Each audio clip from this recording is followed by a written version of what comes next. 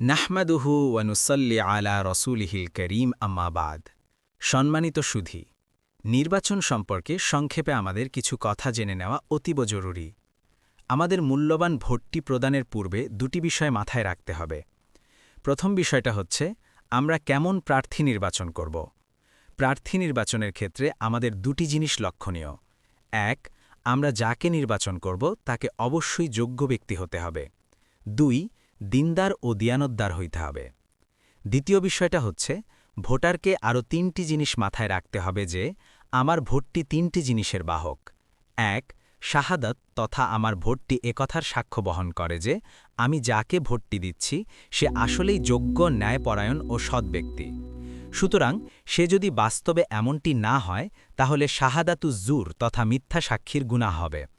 আর এ বিষয়ে মহান রাব্বুল আলামিন বলেছেন, ফাজতানিবুর রিজসা মিনাল আউসানি ওয়াজতানিবু কাউলাজ্জুর। এখানে মহান রাব্বুল আলামিন মিথ্যা সাক্ষীর ধৃষ্টতা বোঝানোর জন্য শিরকের সাথে তার আলোচনা এনেছেন, যেই শিরকের চাইতে বড় কোনো অপরাধ নেই। আর হুজুর সাল্লাল্লাহু আলাইহি ওয়াসাল্লাম আকবরুল কাবাইরের আলোচনা করতে গিয়ে যখন শাহাদাতুজ্জুরের আলোচনা আসলো, হুজুর সাল্লাল্লাহু আলাইহি ওয়াসাল্লাম তখন হেলান দেওয়া থেকে উঠে বসে গেলেন। এর দ্বারাই বোঝা যায় যে এটা কত বড় মারাত্মক গুনাহ। ২, ভোট দেওয়া মানে তার জন্য শাফাআত তথা সুপারিশ করা।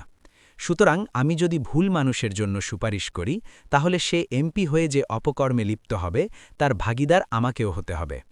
এ সম্পর্কে কালামে পাকে এসেছে, ওয়ামাই ইয়াশফা শাফাআতান হাসানাতান ইয়াকুল্লাহু নাসিবুম মিনহা ওয়ামাই ইয়াশফা শাফাআতান সাইয়্যাতান ইয়াকুল্লাহু কিফলুম মিনহা।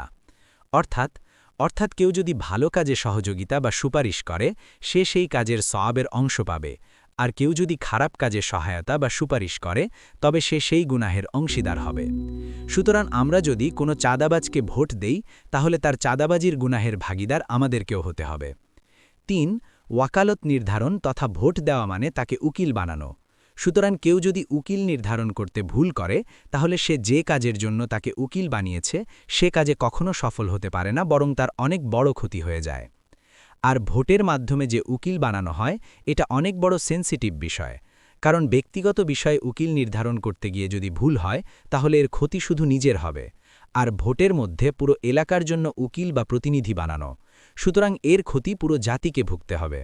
আর প্রতিনিধি যদি দ্বীনি বিষয়ে কোনো ভুল করে তাহলে তার গুনাহেরও ভাগিদার হইতে হবে।